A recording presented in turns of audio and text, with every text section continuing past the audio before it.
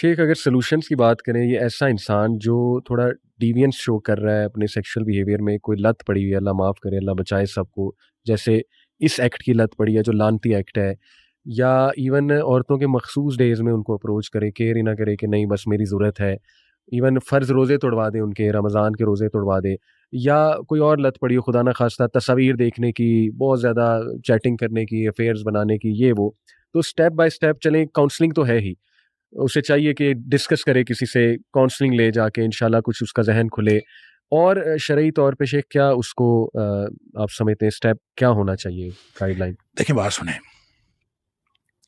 دل جو ہے نا، دل یہ سارے جسم کا مرکز ہے، اور دل کے اوپر سارے اعمال افعال دل کے اوپر اثر انداز ہو رہے ہوتے ہیں. ہم جو کچھ کر رہے ہوتے ہیں یہ دل کے اوپر اثر انداز ہو رہے ہوتے ہیں. اور دل کے بارے میں نبی پاک صلی اللہ علیہ وسلم نے فرمایا کہ جس کا دل بگڑ گیا اس کا سارا جسم بگڑ گیا.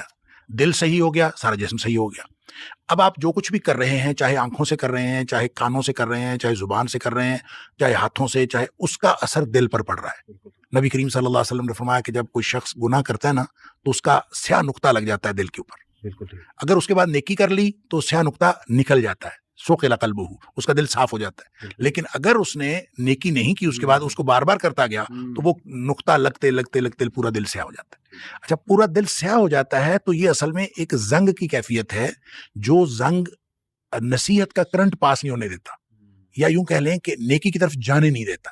یہ گویا آپ اپنے آپ کو جو نیکی کی جو ٹینڈنسی تھی یا نیکی کا جو کیپیسٹی تھی، جو ایبلٹی تھی، وہ ختم کر لی، جس کو آپ کہتے ہیں مجھ سے اب ہوتا نہیں. اب اس کا مطلب ہے دل خراب ہو گیا، تو اب آپ نے کیا کرنا ہے؟ وہ جو دل خراب ہوتا ہے، اس میں دو باتیں میں دو ڈفرنٹ ڈائمینشن میں کرنا چاہتا ہوں. جب دل خراب ہو گیا ہے تو دل خراب ہونے میں جو سب سے زیادہ ایفیکٹ ہوتا ہے نا، سب سے تیز، وہ آنکھ کا ہوتا ہے. اللہ، اس لیے نبی کریم صلی اللہ علیہ وسلم فرمایا آنکھ شیطان کے تیروں میں سے ایک تیر ہے. ٹھیک ہے جی، یہ ہو نہیں سکتا کہ یہ کسی جگہ پہ پڑے اور یہ آپ کے اوپر شیطانیت جو ہے وہ طاری نہ کر دے، شیطنت طاری نہ کر دے، یہ ہو نہیں سکتا. لہٰذا اس کو نگاہ کو جو ہے وہ اس کی حفاظت کرنی بہت ضروری ہے. جب آپ بد نظری کرتے ہیں، انسان کے عمل کے اوپر ہر چیز کا فرق پڑتا ہے، لیکن جتنا عبادت کو، نیکی کو ختم کرنے میں اور اس کو ڈیمیج کرنے میں اور بلیمش کرنے میں جتنا کردار ہے بد نظری کا، اتنا کسی اور چیز کا نہیں. جس نے ایک دفعہ بد نگاہی کی، ہو نہیں سکتا کہ اگلی دفعہ نماز وہ اس خشوع و خضوع سے پڑھ لے جس خشوع و خضوع سے پچھلی دفعہ پڑھ رہا تھا. لہٰذا پہلی بات تو یہ ہے کہ وہ اپنے آپ کو بد نظری سے بچائے. اچھا، بد نظری کو ہم بہت سارے لوگ جو ہیں اس کو گناہ ہی نہیں سمجھتے.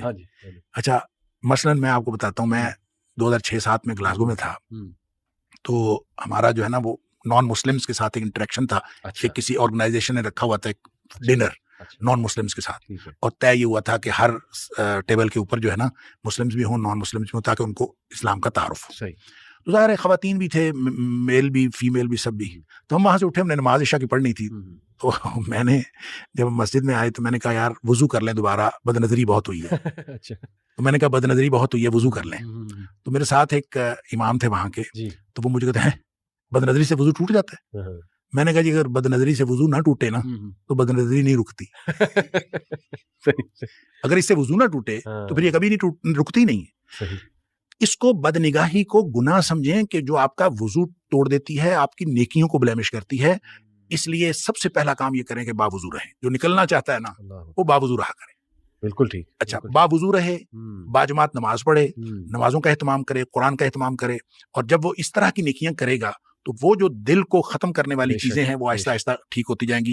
اور وہ جو کہتا ہے نا مجھ سے ہوتا نہیں ہے، میں ہیلپ لیس فیل کرتا ہوں، وہ خود بخود اللہ تعالیٰ اس دل کو ٹھیک کر دے گا اور ہونا شروع ہو جائے گا. اس کی ول پاور بھی بلڈ ہو جائے گی. دوسری طرف یہ ہے کہ ایک حدیث میں آتا ہے کہ صحابہ نے نبی پاک صلی اللہ علیہ وسلم سے پوچھا، اس وقت جب نبی پاک صلی اللہ علیہ وسلم نے بتایا ان القلوب لتصدع کما یصدع الحدید اذا اصابه الماء، دلوں کو زنگ لگ جاتا ہے جس طرح سے لوہا پانی میں پڑا رہے تو اس کو زنگ لگ جاتا ہے، اسی طرح دلوں کو زنگ لگ جاتا ہے.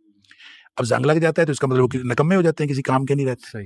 تو صحابہ نے پوچھا ما جلاؤہا یا رسول اللہ صلی اللہ علیہ وسلم، اس کو ٹھیک کرنے کا، اس کو صاف ستھرا کرنے کا کوئی طریقہ ہے؟ آپ نے فرمایا کثرت ذکر الموت و تلاوت القرآن. صحیح. موت کو بہت زیادہ یاد رکھنا اور قرآن پاک کی تلاوت کرنا. یہ دو چیزیں ایسی ہیں جو دلوں کا زنگ اتارتی ہیں. تو اس کا مطلب ہے یہ بھی نیکیوں میں شامل ہیں. اگر آپ نیکیاں کریں گے، آخرت کو یاد رکھیں گے، نیکیاں کریں گے، تو آہستہ آہستہ جو آپ کا، جو میں نے شروع میں بات کی تھی، ان الحسنات یذہبن السیئات، جو نیکیاں ہیں یہ گناہوں کو ختم کر دیتی ہیں. تو اگر کسی نے نکلنا ہے اس دلدل سے، تو بڑا زبردست قسم کا جو سہارا ہے وہ نیکیاں ہیں. اور اس میں نیکیوں میں بھی زبردست اگر ہم مزید فوکس کریں تو نماز اور قرآن. ان الصلاۃ تنہا عن الفحشاء والمنکر، برائی اور بے حیائی سے نماز روکتی ہے. اور ان ھذا القرآن یہدی للتی ہی اقوم، یہ قرآن ہے جو سیدھے راستے پر لے جاتا ہے. اور اگر انسان ادھر جڑ جائے تو انشاءاللہ آہستہ آہستہ